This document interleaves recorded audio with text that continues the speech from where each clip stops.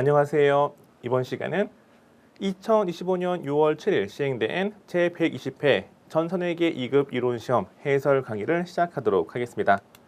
먼저 출제 경향 분석을 보도록 하겠습니다. 첫 번째 문제, 회계상의 거래인 것은 아닌 것은 찾는 문제 쉬웠죠? 2번, 재무상태표와 손익계산서 빈출 문제예요. 재무상태표는 일정 시점의 재무상태를 나타내는 표가 되고 손익계산서는 일정 기간의 경영성과를 표시하죠. 쉬운 문제.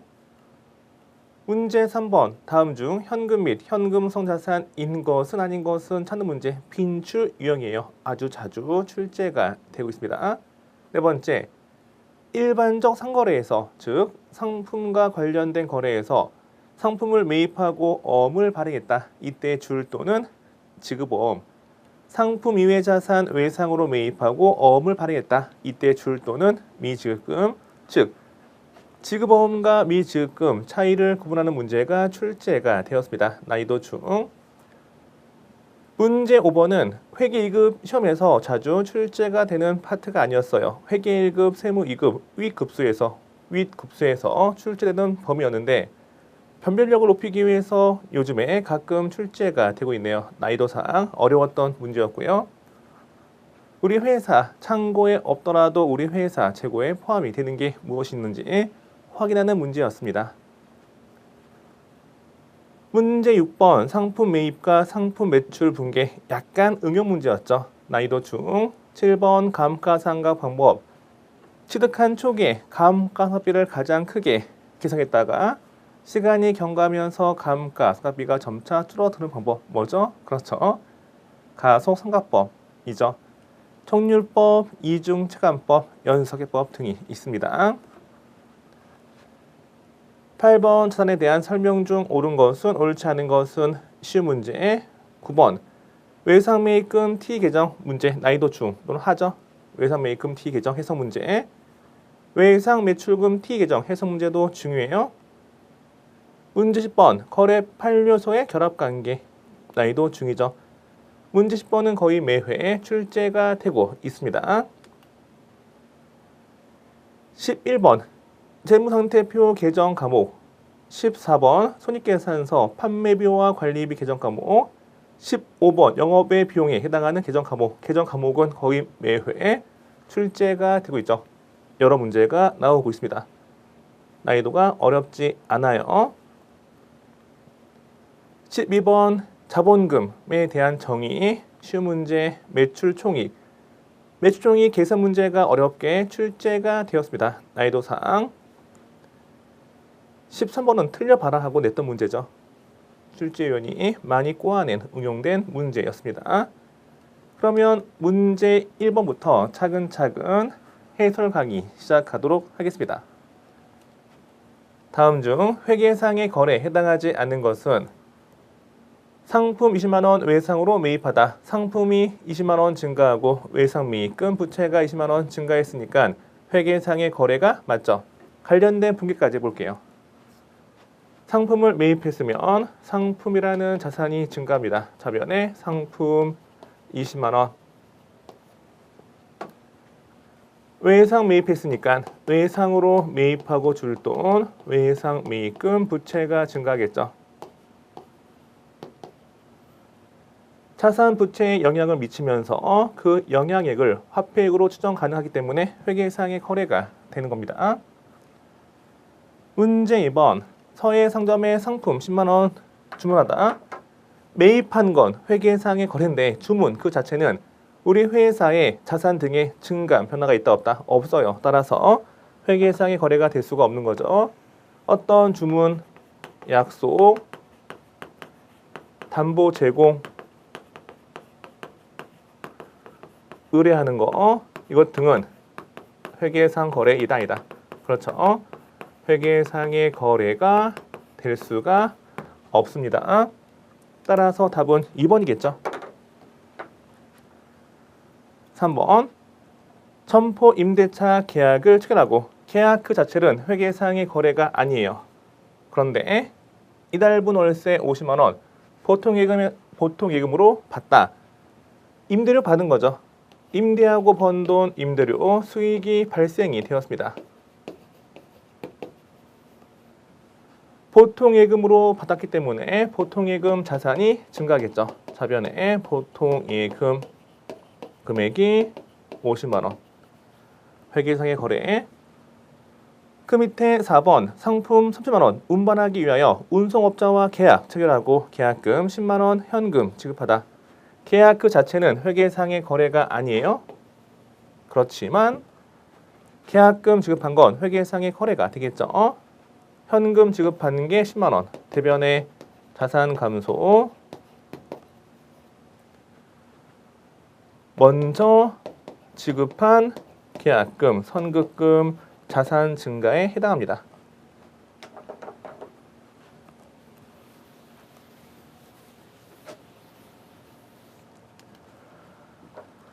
문제 2번을 보겠습니다. 다음의 자료에서 설명하고 있는 양괄호 가와 양괄호 나에 각각 들어갈 용어로 바르게 짝지어진 것은 재무상태표는 일정 시점이에요? 아니면 일정 기간이에요? 그렇죠. 여기는 일정 시점이 되겠죠.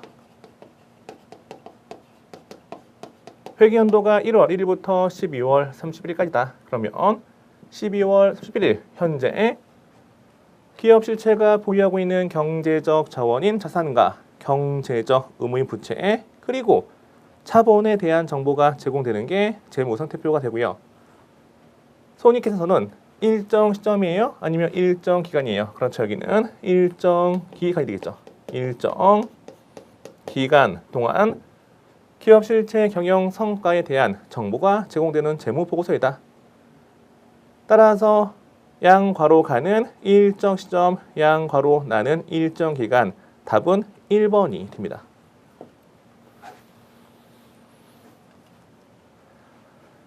문제 3번을 보겠습니다. 다음 중 현금 및 현금 자산 항목에 해당하지 않는 것은 여기 안에 뭐가 있을까?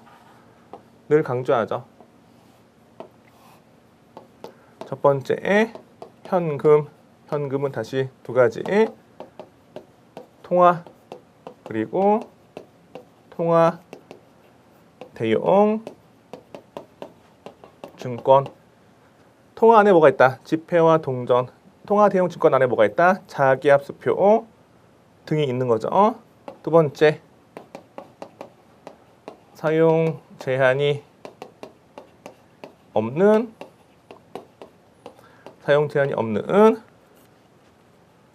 요구불예금. 요구불예금 이 안에는 뭐가 있다? 보통예금과 당좌예금이 있는 거죠. 세 번째는 현금성 자산. 현금성 자산은 취득일로부터 만기가 3개월 이내 도래하는 금융상품, 채권 등을 의미합니다. 포인트는 기말 결산일 아니에요. 언제로부터? 그렇죠. 취득일로부터 만기가 몇 개월? 포인트 3개월 이내인 금융상품. 금융상품 안에 채권 등이 있는 거죠. 1번 보통예금은 여기 있죠. 여기에 보통예금이 있고 2번 자기압수표 여기 있죠. 자기압수표 통화 대용 증권. 네 번째 당좌예금도 사용 제한이 없는 요구불 예금이기 때문에 여기 있죠. 당좌 예금. 따라서 답은 몇 번? 3번이 됩니다. 취득 당시 만기가 3개월 이내인 채권이 현금 및 현금성 자산이 되는 거지. 3개월 초과한다. 그때에는 단기 금융상품으로 분류가 되어집니다.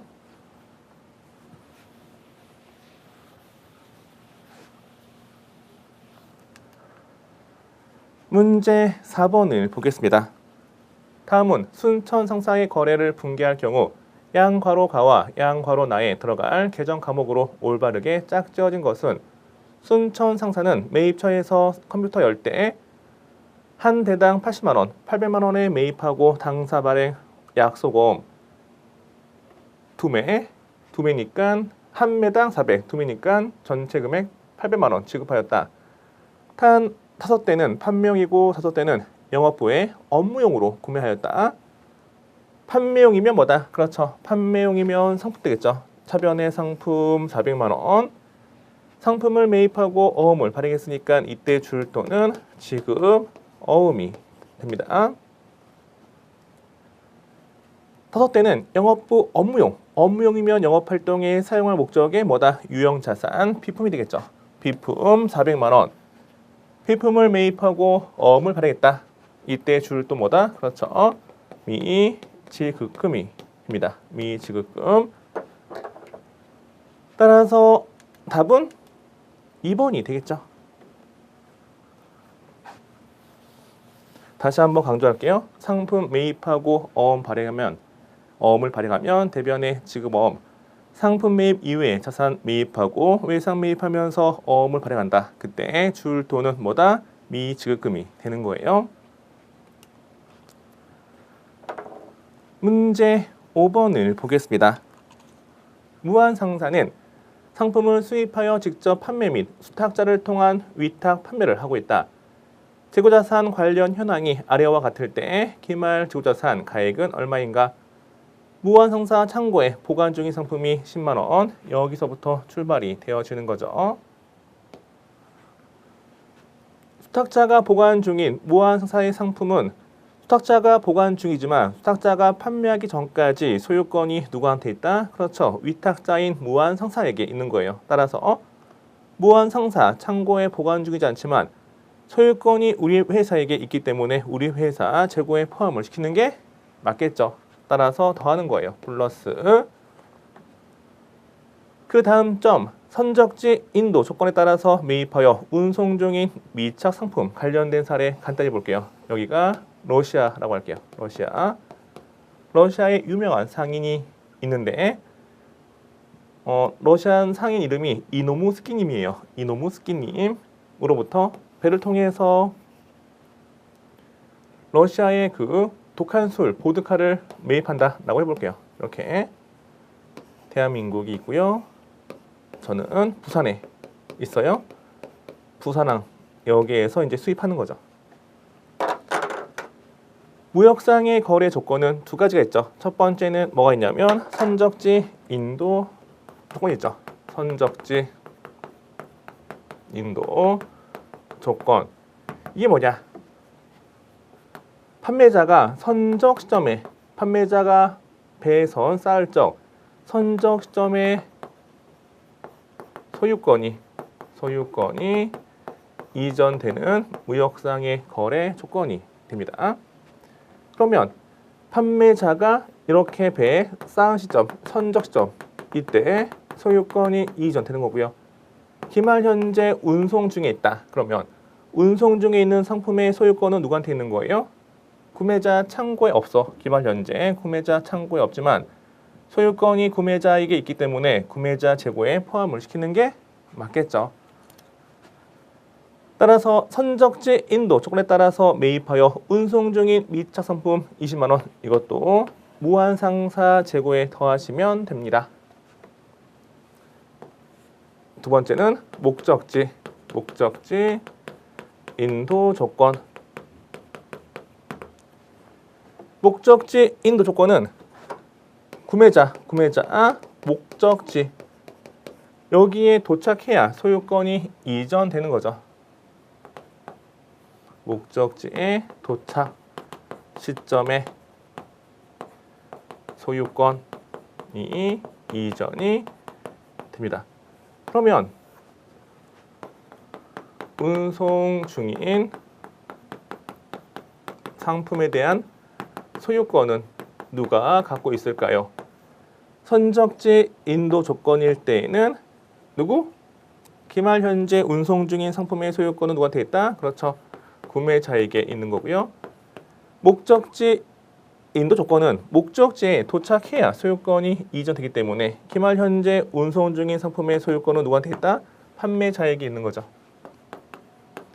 이것만 정확히 기억을 하시면 됩니다. 문제 5번은 10만 원 더하기 5만 원 더하기 20만 원 합계 금액은 30만 원. 답은 4번이 됩니다.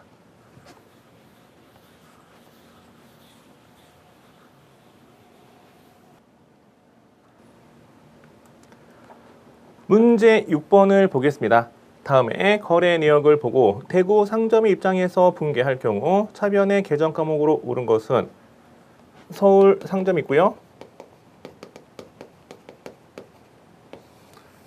반대편에 대구 상점이 있습니다.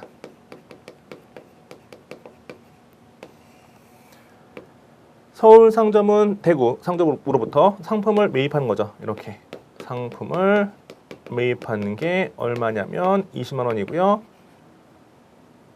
매입하고 대금은 서울 상점이 수표를 발행해요.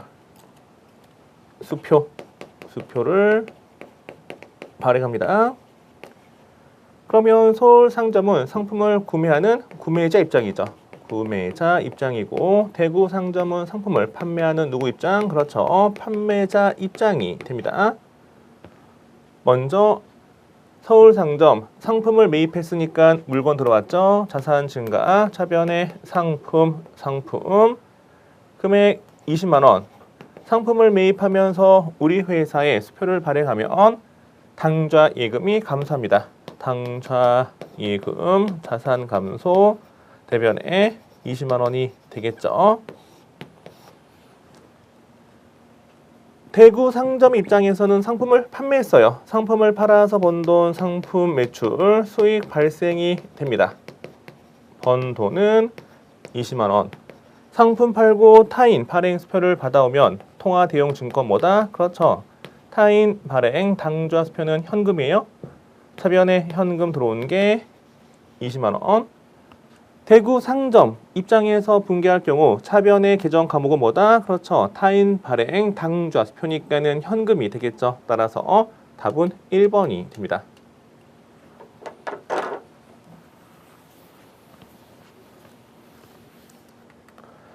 문제 7번을 보겠습니다. 다음 중 가로 안에 들어갈 감가상각 방법으로 옳은 것은 가로 안은 내용연수 초기에 감가상각비가 많이 발생하고 기간이 경과할수록 적게 발생한다고 가정한다. 어떤 방법이죠? 그렇죠. 가속상각법 또는 체감잔액법이라 합니다. 가속상각법 안에 뭐가 있다? 정률법.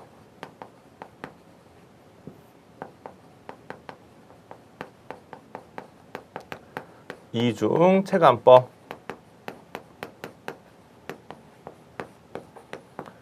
연수 합계법 등이 있습니다.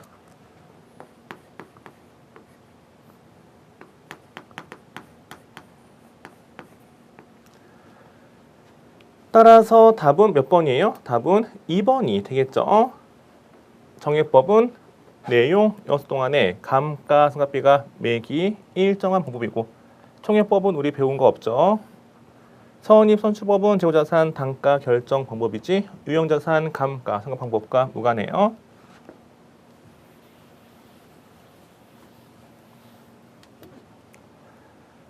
문제 8번을 보겠습니다. 다음 중 자산에 대한 설명으로 옳지 않은 것은 1번 미래 경제적 효익이 유입이 예상되는 것을 자산이라고 하죠. 자산의 정의예요.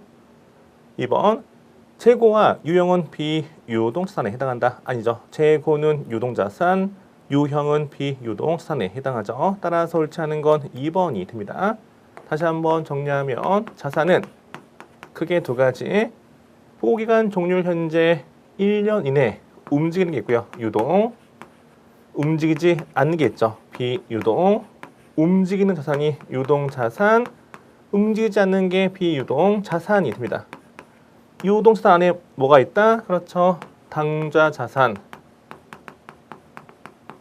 재고자산 이렇게 두 가지가 있고 비유동자산 안에 몇 가지가 있다? 그렇죠. 네 가지가 있죠. 장기 투자 목적이면 투자자산, 영업활동의 장기 사용할 목적인데 형체가 있으면 유형자산, 영업활동의 장기간 사용할 목적인데 형체가 없다. 형체가 없으면 무형자산, 비유동 자산 중에 투자 목적도 아니고 유용자산, 무용자산이 아닌 나머지가 뭐다? 그렇죠. 기타 비유동 자산이 됩니다. 이렇게 분류했죠. 문제 8번에서 보기 3번. 자산은 유동과 비유동 구분하고요. 선급금, 미수금, 비품 다 자산에 해당하죠.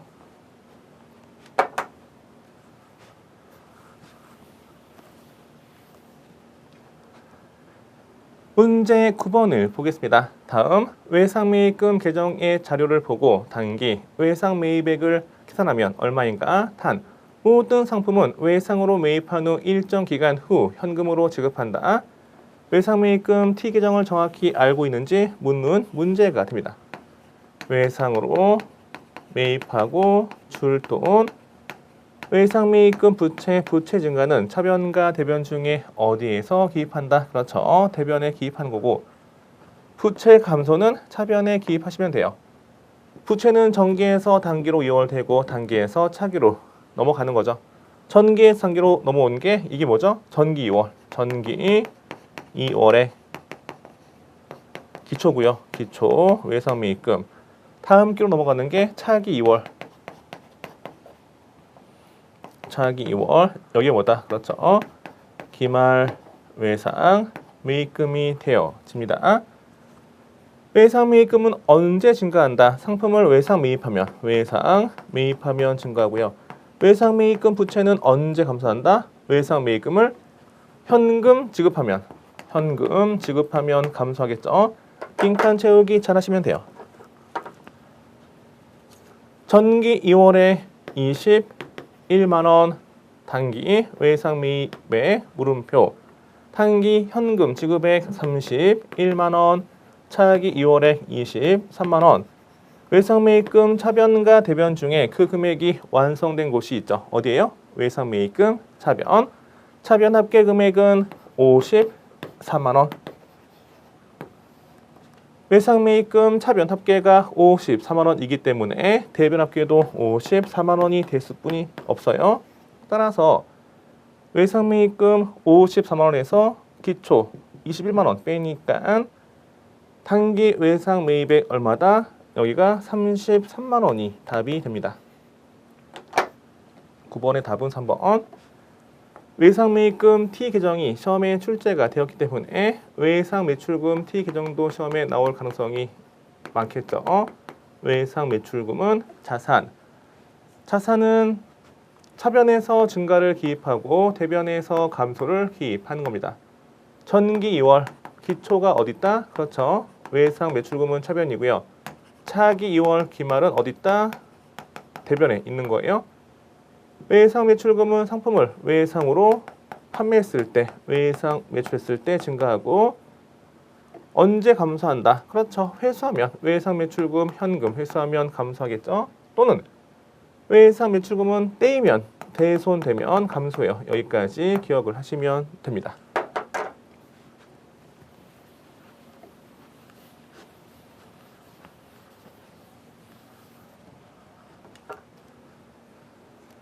문제 10번을 보겠습니다. 다음의 거래 내용을 보고 결합 관계를 적절하게 나타낸 것은 은행 대출금 100만 원 보통예금으로 변제하였다. 갚았다 라는 뜻이에요. 단 이자는 고려하지 않는다. 은행 대출금을 갚았으니까 대출금 감소, 부채 감소 차변에 적겠죠. 부채 감소 차변. 그리고 보통예금으로 지급했으니까 자산 감소 대변에 보통예금 자산 감소로 이루어진 결합 관계가 됩니다. 따라서 답은 3번이겠죠.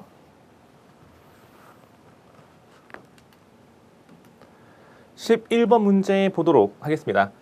다음의 계정 과목 중에 재무 상태표에서 볼 수 있는 계정 과목으로 옳은 것은 상품 매출원가는 비용이죠. 수선비 비용, 선수금 먼저 받아둔 계약금, 판매자가 먼저 받아뒀는데 판매자가 실수하여 계약이 취소되면 다시 줄 수 있는 뭐다? 그렇죠. 부채죠. 먼저 받아둔 계약금은 계약을 이행하지 않으면 줄 돈이에요. 부채. 소득세 비용은 뭐죠? 그렇죠. 비용이겠죠. 재무상태표에서 볼 수 있는 계정 과목은 뭐다? 자산. 부채,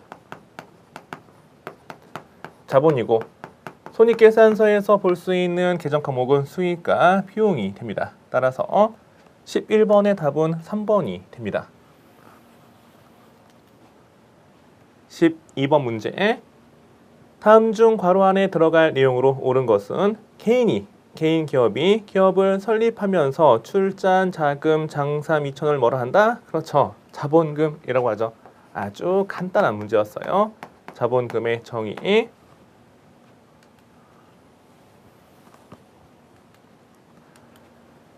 13번은 틀려봐라 하고 낸 문제였죠. 각 회사는 상품 매출 원가의 20% 이익을 가산하여 판매하고 있다. 회계 1급, 세무 2급, 세무 1급에서 자주 출제가 되는 질문이죠. 상품 매출 원가를 네모라고 할게요. 네모, 여기에다가 20% 이익을 가산한다. 여기가 바로 곱하기 1.2가 됩니다. 곱하기 1.2가 뭐예요? 매출액이 되는 거지. 매출액. 만약에 관련된 예를 들어볼게요. 상품 매출 원가가 100원이에요. 100원. 여기에다가 20% 이익을 더하면 곱하기 1.2 하면 얼마에 팔고 있다? 그렇죠. 120원에 파는 거죠. 20%가 소수로 0.2고요. 20% 이익을 더하는 거니까 1.2가 되는 거죠. 곱하기 1.2 하면 매출액이 계산이 되어지는 겁니다. 그러면 네모 곱하기 1.2가 매출액 얼마? 4,800만 원이 되겠죠. 여기가 상품 매출액 4,800만 원. 곱하기가 넘어가면 나누기 되겠죠. 3 곱하기 2가 6이에요. 곱하기가 2항하면 넘어가면 나누기니까 3은 6 나누기 2가 되는 거죠. 따라서 네모가 뭐다? 상품 매출 원가였어요. 상품 매출 원가 네모는 4,800만 원 나누기 1.2 하시면 돼요. 그러면 계산기 통해서 금액을 확인해 보도록 하겠습니다. 4,800만 원 나누기 1.2 계산 결과 4천만 원. 매출액이 4,800만 원. 여기에서 매출 원가 4천만 원을 빼면 뭐가 나온다? 그렇죠. 매출 총이익이 800만 원이 되어지는 겁니다. 따라서 답은 1번이 되겠죠.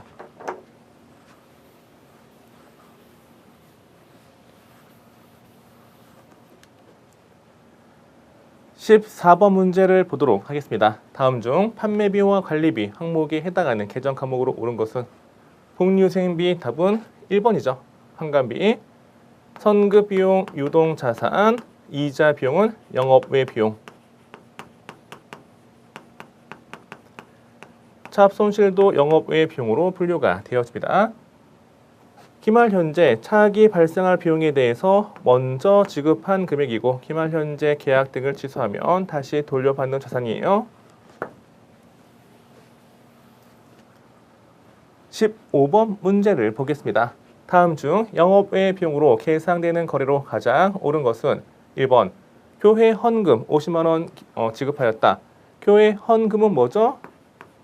기부금. 영업외 비용. 답은 1번이죠. 2번 영업부 직원에게 급여 100만 원 지급하다. 급여 100만 원은 여기는 판관비가 됩니다. 판관비. 3번 상품의 외상 매출액 3만 원 대손 확정되다. 대손 충당금이 설정되어 있지 않다고 할게요. 그러면 차변에 대손 상각비 3만 원, 대변에 외상 매출금 자산 감소 3만 원. 대손 상각비는 뭐죠? 그렇죠. 판관비가 되겠죠. 네 번째, 거래처에 선물하기 위해 7만 원 지출하다. 거래처 선물하는 건 기업 업무 추진비. 기업 업무 추진비는 뭐예요? 그렇죠. 판관비에 해당하죠. 이렇게 손익계산서 중에 판관비와 영업외 비용 구분하는 문제가 자주 출제가 되고 있습니다. 15번의 답은 1번이겠죠. 이번 시간은 제120회 전산회계 2급 이론시험 해설 강의였습니다. 감사합니다.